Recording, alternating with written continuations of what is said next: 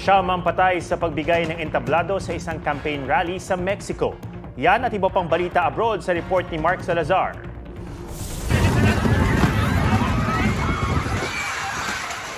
Biglang bumigay ang stage sa isang campaign rally sa Mexico.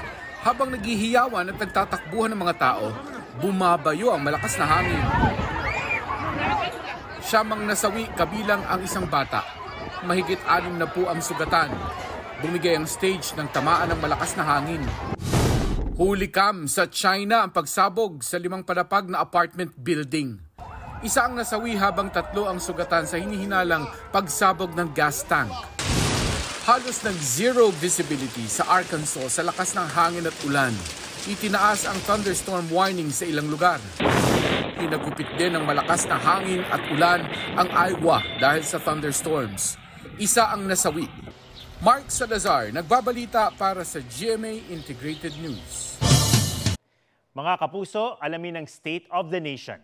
Mag-subscribe sa GMA Integrated News sa YouTube. Sa ating mga kapuso abroad, samahan nyo kami sa GMA Pinoy TV at sa www.gmanews.tv.